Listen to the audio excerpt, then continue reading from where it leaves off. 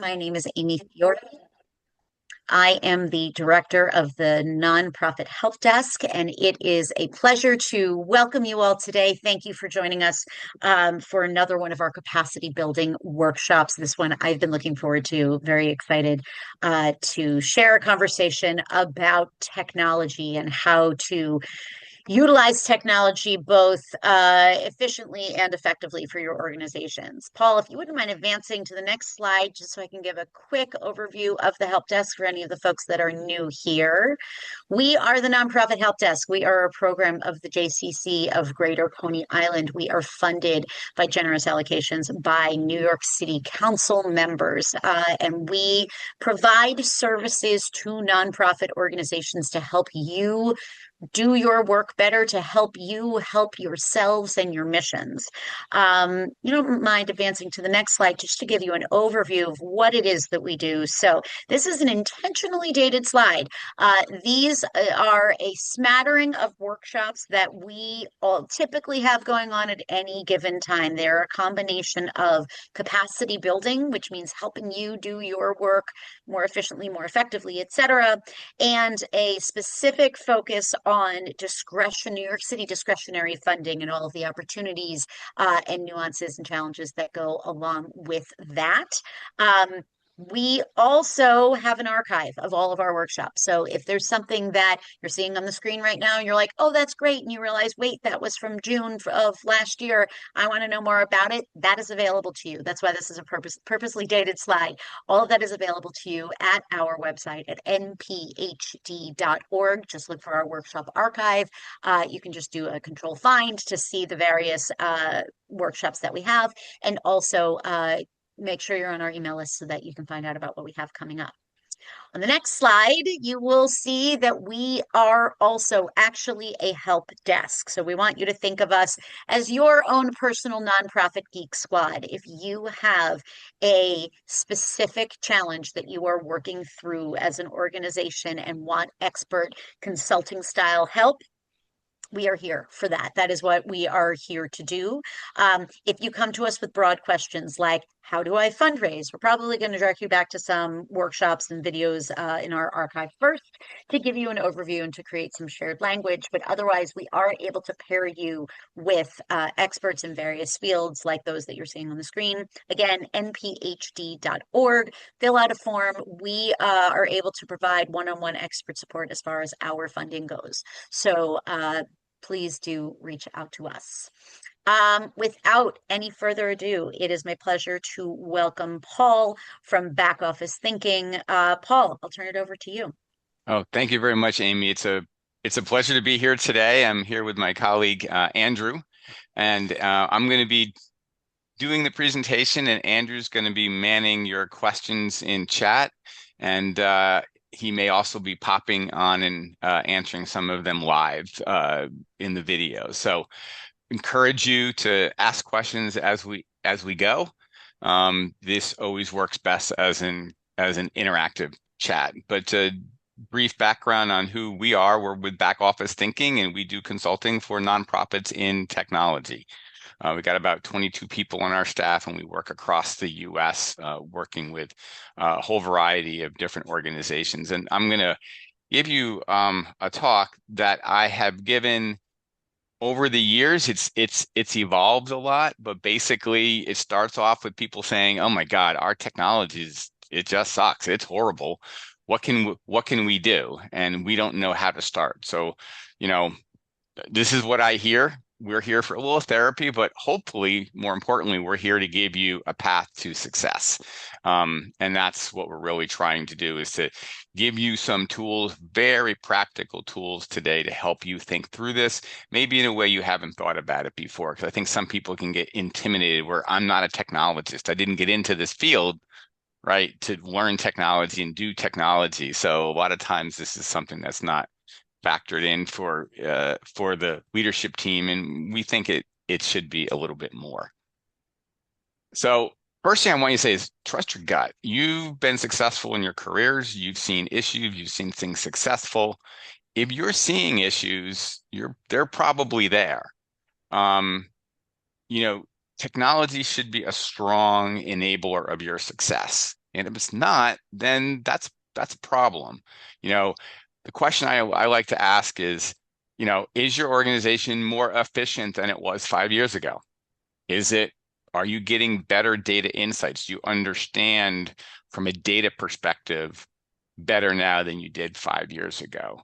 Do you feel technology is helping you scale or is it impeding your growth? Are you frustrated with it? Do you see good people in your teams getting frustrated? So your intuition around these things, super important, and we don't want you to bypass that thought process at all, even though you're not a technologist, right? But you're still someone who can look at things from a people perspective and see how things are working. Today's agenda, very quickly, we're going to give you a very, very brief background on some nonprofit tech and how it's evolved, what's changing. We're not going to be talking about AI today and how that's impacting it, although it can be implied in certain areas. This is a little more fundamental. I like to say you need to have business analytics and business intelligence before you can think about some of that stuff. But if there are questions at the end, we can certainly take them if you're looking for that. But I want to spend most of my time on this sort of, I'm calling a practical framework to building your perfect technology stack. And of course, nothing's ever perfect, but we have sort of like a 6-step process that we go through. And this is what we do. If you were to work with us at Back Office Thinking, this is the process that we would go through for you. But a lot of the stuff you can do yourselves. So want to be able to make sure that you can do this. And again, there's sort of takeaways here. You can get this slide deck if you're interested in sort of more detail and some of the stuff that we have in there. We can certainly send those off to you as well. Okay, so let's get into it. Sort of how has nonprofit tech changed? Well, the biggest thing that we see, forgetting about systems and all that sort of stuff, is it used to be things were separate, right? They didn't need to be integrated. There wasn't a lot of automation. There wasn't necessarily a shared understanding. Your communications folks didn't have the same data that your developing folks didn't have the same data as your program folks. Well, that's changed. Right now, a lot of these systems are integrated, so it's much, much more efficient. There's a lot more personalization that can happen, which can help with development and fundraising. And quite frankly, if you're not doing this, you're probably falling behind. The other thing I say is if you're doing this through spreadsheets, that doesn't count as much. And we'll talk about that a little bit more. So sometimes people, oh yeah, everything's integrated because I have this person and that person brings data from here and there. So all of our systems work really well together. That's not what I'm really talking about here. And also, I realize this is the goal. It's not necessarily you're not going to get there in one step. You may not get there for a while. You may not even have a vision to get there completely, but you want to be thinking about how can I do this? So how does it feel different? How does this new tech stack feel different than the old? Well, you want to optimize. Now, not everything has to be mobile optimized, but you want to think about it. What can be used in the field? So for example, obviously all of your online forms and things like that. Hopefully that's just a no-brainer today. If that's not happening, you should definitely make that switch now. But the other thing is what I talk about is if you're a development officer, if you're an ED, if you're out in the field, you should be able to pull up key information on your phone when you're about to go talk to someone who could be giving you a grant or a big donation. And when you're done, you should be able to talk into your phone and provide that information right back into the system. It may not be perfect, but you're not writing things down on a piece of paper necessarily. You're not telling someone else to do that. You're instantly providing feedback. And those are things that are super important. Another one I want to highlight on this screen is work happens in the system, not out of the system. So again, it's like less spreadsheets, less emails that are not related to, that provide information for people to do things and more work directly in the system. So this is super important for you to become more efficient and more effective. Okay, so that's sort of like how do we get to sort of where we are today? Now we're going to talk about this assessing your technology stack and sort of how to make it improve a lot. It's a 6-step process, as I've said, and we've designed this so it's super practical for you to be able to take away. So before I jump into this next slide, are there any questions, Andrew, or anyone else seeing that I need to address, or are we No ready to go? questions have come in as of yet, Paul, so I think we can move forward. But yeah, as Paul mentioned at the top, put those questions in. I'm here. We can help you however you might need. All right. And again, this stuff's all going to be available to you, so you don't have to take a lot of notes here. Just sort of sit back and sort of listen and try to reflect on sort of things that I'm saying and see if this it matches your organization or how you'd like to make a technology change potentially. So the first thing that we talk about is we call people, process, and technology. A lot of people do technology first. Oh, our systems suck. We got to change our tech. Let's talk about your people first, then your processes, and lastly, your technology. May that be your technology that needs to change. So how do we do this? Right? How do we approach this? Well, there's a lot of starting questions that you need to start with. So like consider your current situation. Um, how big are you? Because that depends on the system that you're going to want to work with. Are you a big developing team with tons of, with 3 or 4 marketing folks and 4 development folks? Are you a 30-person team? Are you a 2-person team? Are you a 1-person team? Different tech stack, different processes, different expectations. So consider your current situation. How skilled are your folks? I see a lot of times where people will really want to be advanced in something, but it's just not where they are today from their skill set of their organization. So be careful not to purchase something because it's super sexy, but it doesn't really work for who your team is. And again, also how large and complex is your data. If it's not that complex, and for a lot of nonprofits, it doesn't need to be, do you need a system that has the capability to do a lot of different complex processes in it? And also, what can you change? Can you see people or processes changing? Are people frustrated? One of the things that we're really want to emphasize, and we see this a lot, is that we hear people say, oh, I would make all these changes, but I just don't have enough time. I'd say 85% of the time, if not higher, that's a cop out. It's people who really don't know how to make the change, but it's the easiest thing to say. So I'm not saying it's always true, but a lot of times we see is people who are really good are so frustrated that they will try to make changes and not sort of say, I can't because I don't have enough time. So that's something that we want to really emphasize here. So you got to be careful of that sort of hero that's doing so much stuff for you, but outside the systems, and they appear to be doing such a great job, and they absolutely think they're doing a great job, but it's not necessarily the right thing to you for your organization. And sometimes when you make pressure points on that creates a lot of issues for those folks. So you have to be aware of that sort of going in.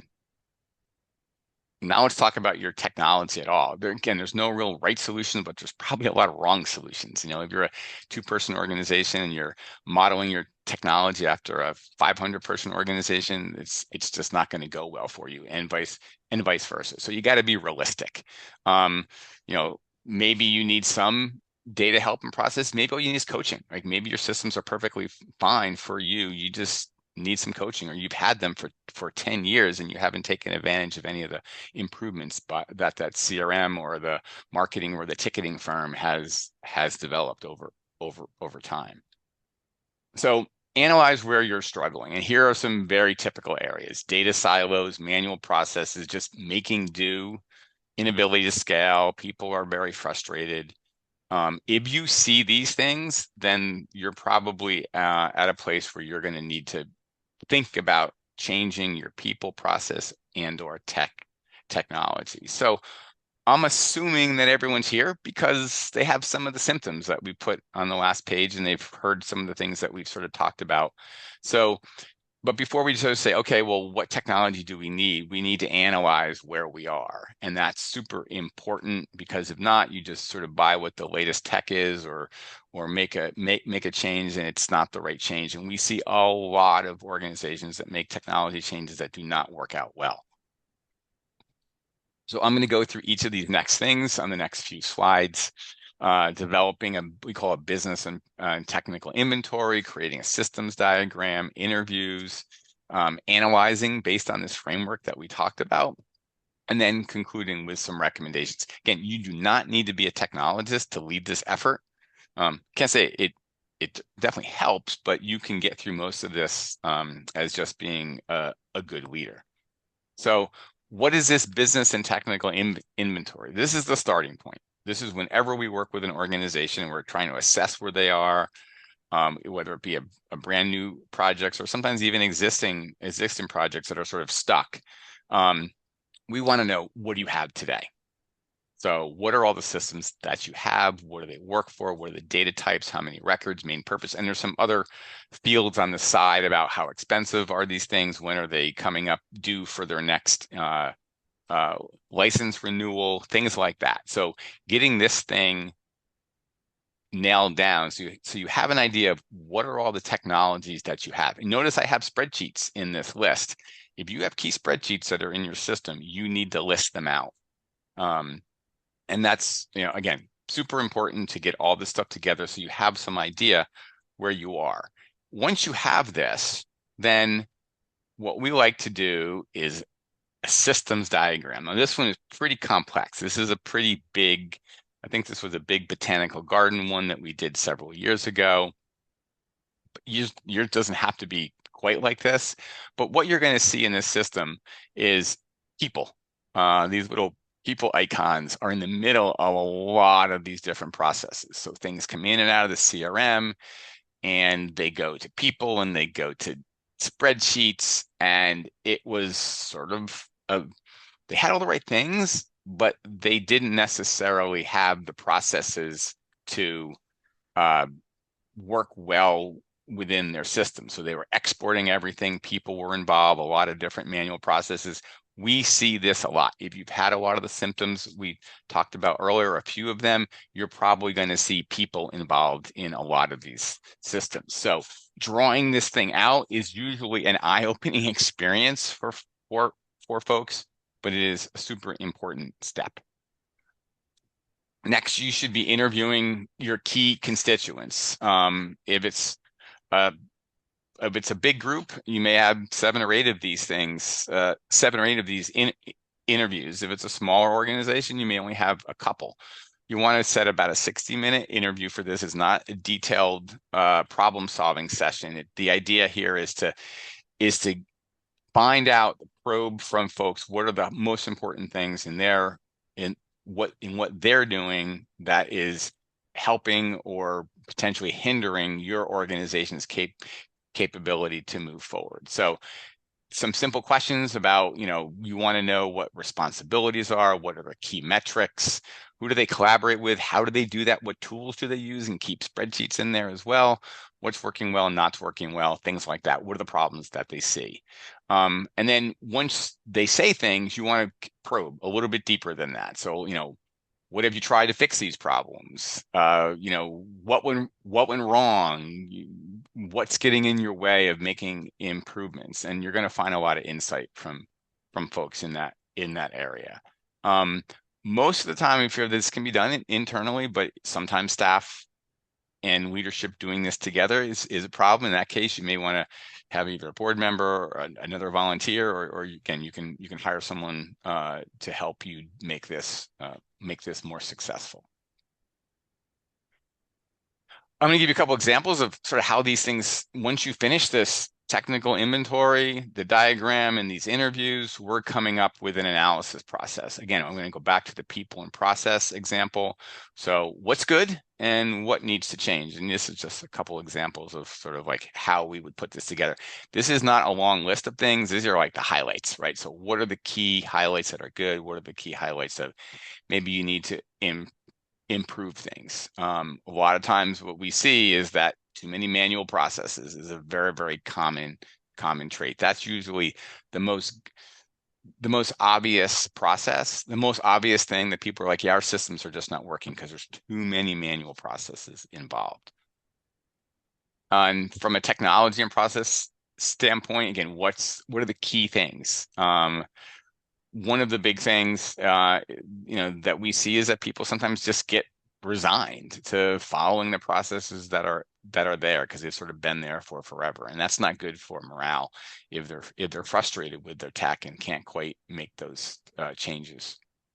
So, and then from that, you're going to draw some conclusions again. So what are the highest level conclusions that you can draw from this? And when you're moving into the next step of evaluating, maybe changing technology, you want to make sure that you keep these front and center when you're thinking about that. So now what we've done is we've sort of finished these, I'm going to call these internal steps where we've done discovery, we've done analysis. Now we're going to build out the rest of the way. Any questions so far, Andrew? Or we good to go? We're good to go for now, Paul. Okay, excellent. All right, so first, this is an example of some CRMs that are on the market that serve nonprofits. There are a ton of them.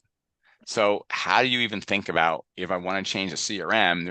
If I were to use ticketing systems or email systems, there's a similarly sized list for a lot of these. So it is hard just to, figure out off the top of your head, if you don't do this all the day, what systems should be working for me. So it is a difficult task. Key things you want to start off with is you want to turn your analysis into like feature requirements that you need. So what are the features? What does it mean? Do you currently have it? What's your priority level? And another column off to the side is, well, if you have it today, how well does it work? Do you need it to be improved, or are you happy with sort of how it is? And here you want to do this by area. So you have like donation management or donation tracking. There could be 7 or 8 of these different areas, and you want to describe what it is you're looking for this. That's important, as well as user stories. And this is something that we see very few people do. A lot of times people will create the features that they need, but they don't think about it in a workflow environment. So these stories are typically, you say, as a blank, I need to do something in order to do something else. And here are 2 examples of those, one internal, one external. So as a recurring donor, I need to receive a year-end summary of my total giving in order to file my taxes properly. As a development associate, I need to report on total annual gifts from our recurring donors in order to send them thank you letters and tax receipts. So examples, you want to think about all your features and processes sort of in this workflow process, because that's how you want to see these demoed. If you're going to have a demo of a vendor come in and help you figure out, can I do the things that I need to do in this system? So now that you've got your features and your user stories developed, now you're going to want to prep for a vendor demo. Now, I also want to make sure that unless there's a particular reason why you can't, you should consider the current vendor that you have today, unless there's just some features that do not work and you know that, and it's not going to work in the new system, or your organization is just so tired of the current system. It doesn't matter if it works extremely well and you just have a bad implementation of it. It just is, your organization is just sick of it. They're just unable to get past that. And those are the 2 main reasons why we say, all right, probably do want to skip what you currently have. But if not, evaluating new systems versus where you are is super important to do. So, you need to send the vendor a bunch of things to do a good demo, and but you've already developed all of that. So it's nothing new, but you need to send all of these sort of day in a life examples, all those user stories that we have out there. Hey, show us how this would happen in your system. It's much better than a feature by feature demonstration that the vendors can easily do feature by feature, but when you show this in a workflow, it can sometimes show inefficiencies or stuff that doesn't work for you, or maybe even probe additional questions that you have. So make sure they know what these day in life examples are that you want to see, have a checklist of these features that you need to see working in the system that are required. Send them your current tech stack diagram. Ask them where this new system fits in there, and can it remove some of these manual processes or additional steps that you don't really need. But you want to help them prepare as much as possible. Really good sales folks and sales engineers want as much data as they can possibly get so that they can do the best job of preparing a demo for you. What you should also ask from the vendors if you're going to do a demo, give me an agenda, give me time segments. I see a lot of time the demos go off script, and key things that you want to see are not part of that demonstration. So you want to try to get an agenda and try to stay on script as much as you can. And you also want to get, of course, pricing and sort of implementation time frame. Another mistake that we see a lot of times is someone says, my renewal is up in June, but I have to tell the vendor in April. And you start thinking about this in February, but it takes 6 months to do an implementation, or it takes 3 months to do an implementation, and you haven't allotted yourself enough time, and now you're scrambling. So you want to make sure that you understand what the implementation time frame is as soon as possible to make sure that it's going to fit what your needs are. So some demo gotchas that you need to be very familiar with is sort of like buzzwords. A lot of saying our system has AI. Well, what does that mean? We have advanced events. Again, what does that mean in your context? For some people, advanced events means I can do many different sessions at a conference. For other people, it means I can register multiple people at the same time. It's so be careful that you don't get caught up in the buzzwords of a demo, and that you are making sure that you understand that your needs are being met by these. Talk to references all the time. It's so important that folks who are using the system can give you a good reference. Try to find people who are as similar to you as possible. If you can't find someone who's similar to you, then maybe it's not the right system for you, even though it looks really, really good. That's a big issue that you're going to see out there, is that if you're very unique, maybe the system is developing in a way that doesn't meet your needs over the next 3 or 4 years. The other thing is that I see people treat these demo sessions as training sessions, where they're really particular about understanding which button to click and how to get to this next spot. It's like, do not do that to yourself. You're wasting a lot of time where you want to look at the bigger features. Is this user story that it's important to me? Can I see how that works? I don't necessarily remember how the clicks took place. That's fine. You can always dive into that later, but don't treat it like a training session. So after the demo, oh, sorry. I'm going to pause you right there. We had a question come through from Amy, actually, about the best way you've seen an organization, or if you have suggestions on how an organization could utilize a free trial from one of these vendors. A lot of them will incorporate some period of a free trial. Is there a way to maximize the benefit of that feature? Well, I think it depends on the type of system that you're looking at. I think for something like a CRM, it's more about understanding how it works versus using your data in that system, because you're not going to be able to move all your data into a CRM or something like that. So I guess it would depend on the type. And maybe Amy, you can answer, is there a particular type of system you're thinking about from a free trial? I haven't seen that work too much in the CRM space or the ticketing space. Mailing space. What were you thinking of? So I'm asking on behalf of a number of our nonprofits. I agree with you. I don't think they work in most spaces, and yet it does seem like most technology solutions, the first thing they want to do is, well, we'll just let you use it for free for 2 weeks. And so, what is your recommendation of a response for that when when that's what they offer is, we'll just go ahead and Sure. play.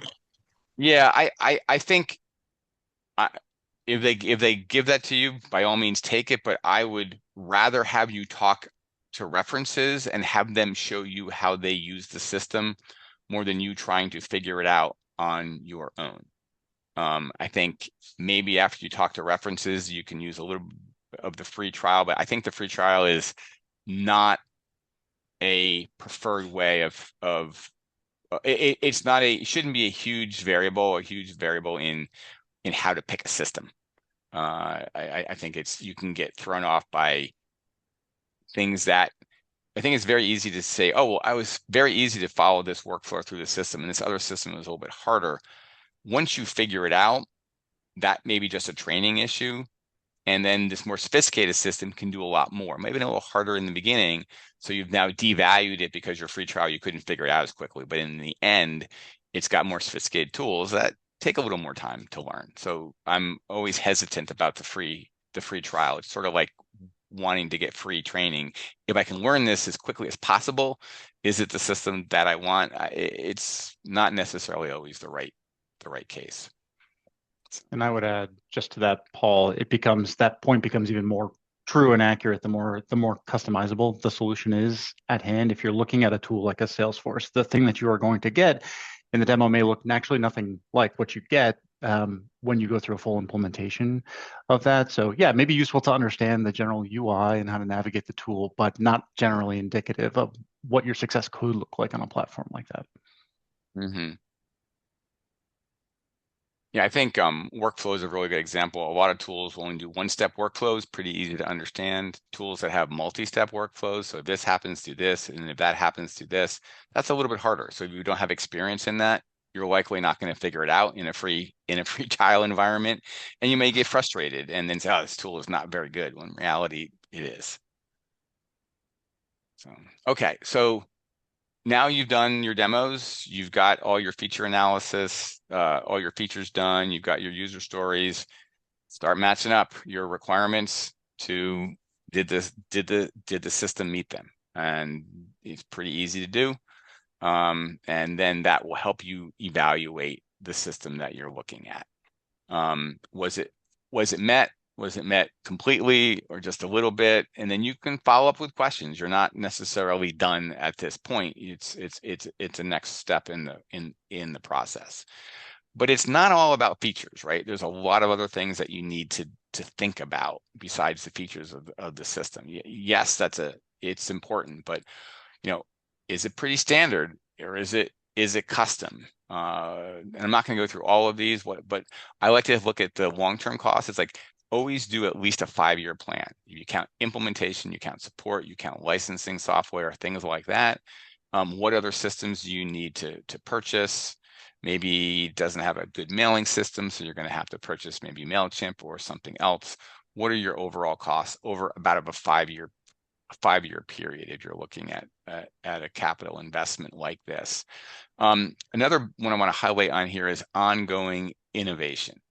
In the long run, technology companies are as good as their innovation, and that's just the most important thing that they can do is to innovate and stay relevant.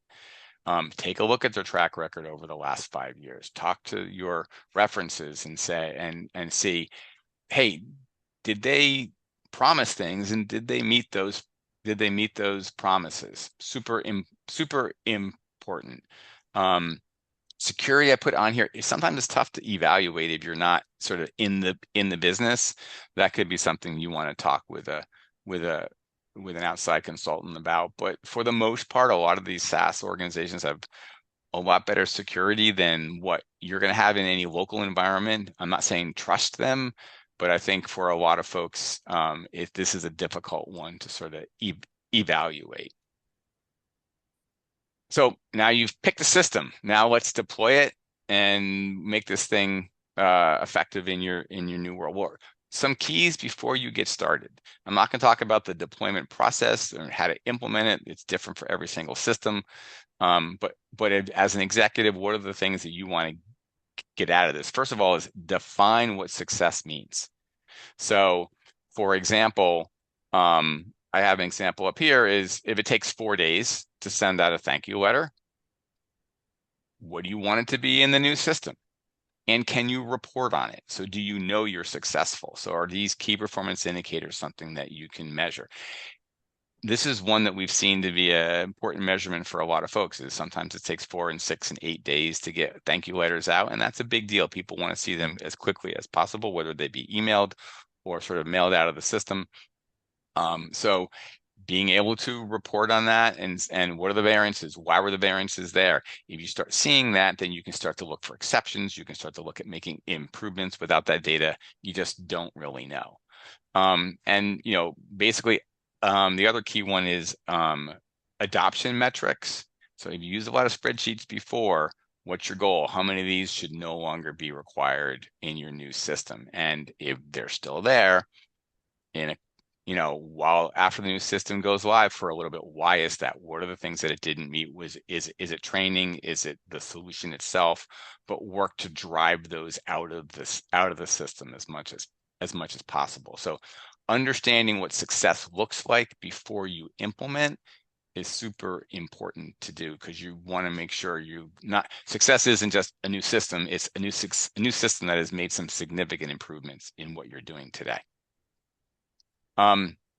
Same thing around things that are hard really in planning a system is data migration. It's so easy to get this all messed up. So you really want to make sure that you're thinking about data migration, what data should come over, what data shouldn't come over. A rule of thumb that I have is your data is less than 75% accurate.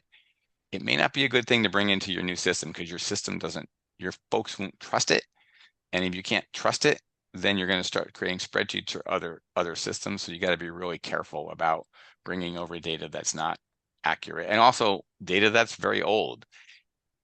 Who cares if someone opened an email from 2012? Is that going to affect anything that you're doing today? I'm not saying you want to throw out donation history, but certainly other activities and work that they've done. You got to be careful. Is this stuff really useful, or is it just something that I'm afraid to get rid of?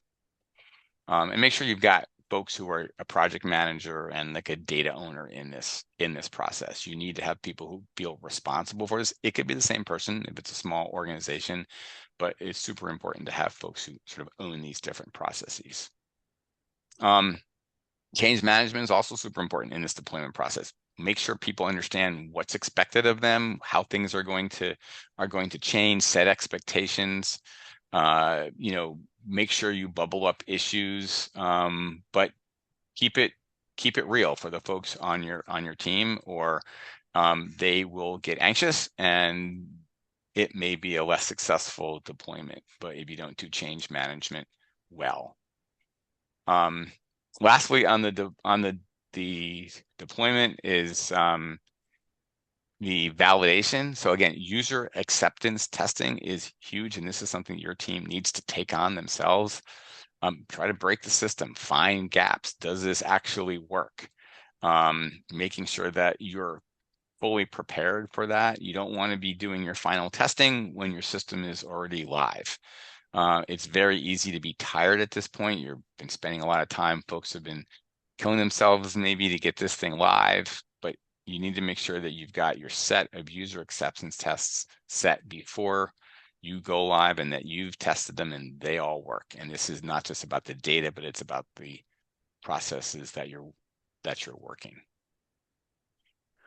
Once you're done and now you're up and live, well, how do you know this is working for you? So like I said earlier, we had that example of thank you letter that took 4 days on average to get out. Did it decrease to 2?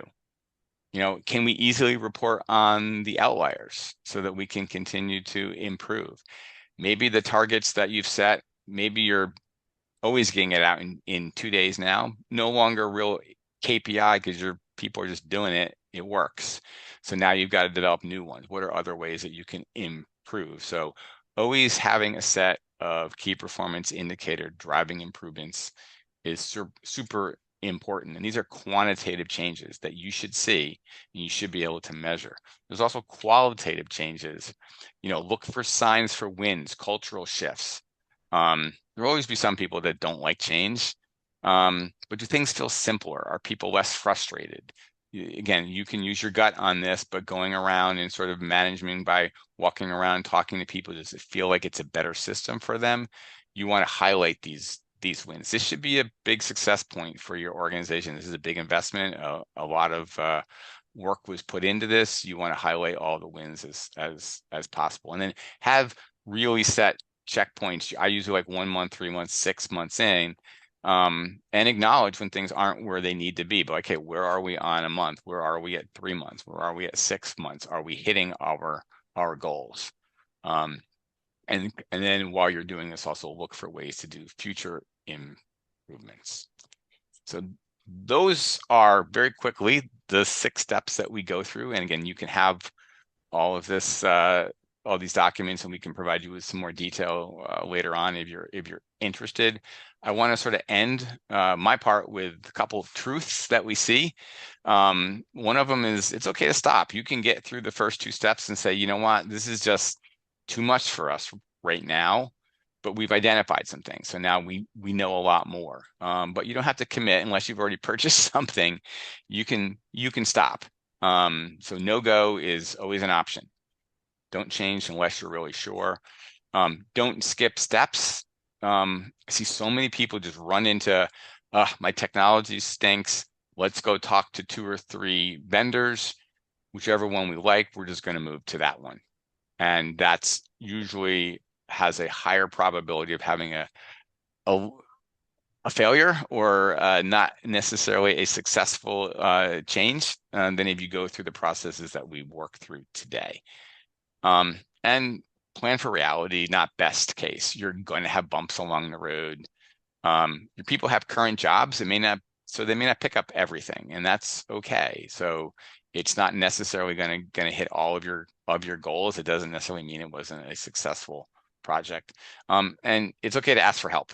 This is hard stuff, whether it be, a volunteer, a board member, or even paid experts like for ourselves, where it's like, we've seen a bunch of these potholes. We've seen a bunch of these issues, and organizations can help you get through this and come out of it super, super successful. Again, you may have someone on your board, you may have a technology committee on your board that can help you. You may have a volunteer that has skill sets in this space, but it's okay to ask for help. This is a big change. People have a lot of work to do, and adding this to their plate, unless it's planned out well, can be very, very stressful. So, all right, that gets to the end of my talk. It wasn't as interactive as I'd hoped, but I hopefully this was helpful for you. And I think here we have a survey that you can scan and give us some feedback on how this session went for you. So, Amy? We are here for a little while. It looks like you got some questions coming in, so we are here for a little bit to answer more of your questions as they've come up during the talk. So please feel free to put them in the chat or come off of mute. Oh, I think we just had a thank you. I think you may have been thorough enough, Paul. You answered all their questions.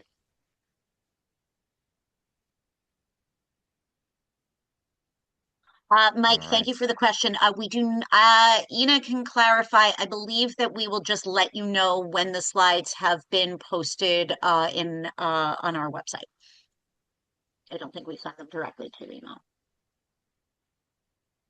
And we aim to get those up the next week or so. Paul, if folks want to get in touch with you to ask more or to seek the help of the of back office thinking, how might they do that? Oh, Sure. look, Well, there it is. there it is. The best way to connect with us is go to our website. You can also find me or Andrew. I think hopefully when we send the slides out, you have our contact information on those slides as well. But there's a form you can fill out if you're looking for help in a variety of areas. Great. And Mike, I see your second comment. Why don't you can either send a note to the help desk or reach out to back office directly. We can see if we can get those to you sooner. Hopefully we can help you get through that deadline. All right, everyone. It was great to see you all. We have a bunch more workshops coming up. Thank you for joining us on this Tuesday, and we'll see you all soon.